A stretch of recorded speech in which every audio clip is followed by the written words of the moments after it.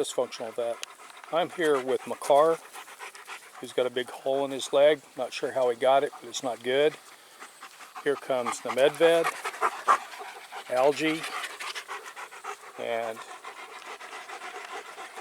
what we're going to be talking about today is why I think if you have space for a sawmill, and if you can get trees, and the trees that I get 90% of the time are dead. They die and people let me cut them for free. But if you can get them, I think it's worth your time. Well, let's discuss that. I'm working on something and I need some cripple studs. And this right here, not the metal, but the lumber down here is a little over 8 feet long. Now that bottom one, the end of it may not be that good because it's been sitting in the dirt. It was up on something, but that sank. But I pulled one of these off earlier today.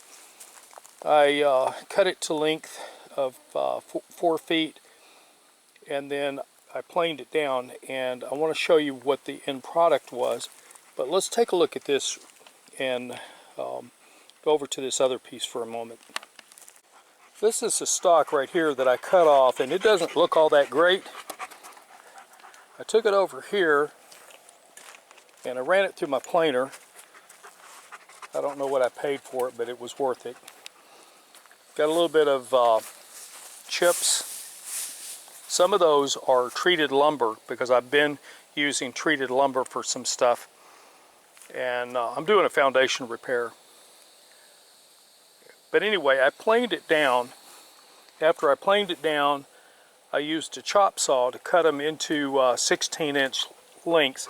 As I said, these are sort of, kind of, but not exactly cripple studs. And so let's take a look at how I'm treating those to ensure there's no insects in them. Alright, here we have some boards that are soaking. You can see this one has really soaked up the cuprinol.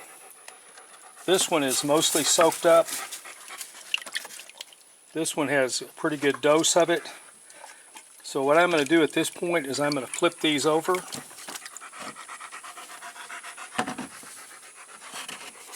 And we'll put them in. These have only been soaking for about 3 hours. But this will kill any bugs that are in them. And then I'll be able to use this for my purposes. But you can see that that lumber is in good shape. Those are, I think they're 5.5 inches. So they're essentially basically 2x6s, nominal 2x6s. 1.5 inches across and then 5.5, which is what they call a 2x6 now. But I got those out of that board, which was out of a tree that fell down.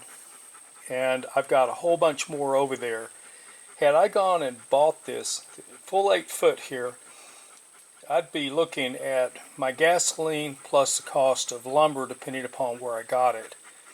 So if you can get yourself a sawmill and you can get access to trees, I think it's worth your time. I was actually considering how much money I've saved, or how much money I haven't spent is a better way of saying it, for lumber projects. If I need a sacrificial lamb to pour concrete, or if I need something that, you know, like I'm building a throwaway pair of stairs, which I actually did, and I used sweet gum for that. Having that sawmill has just kept me from spending a tremendous amount of money, and I want to put a plug in for that. As you can see, the wood is in good shape.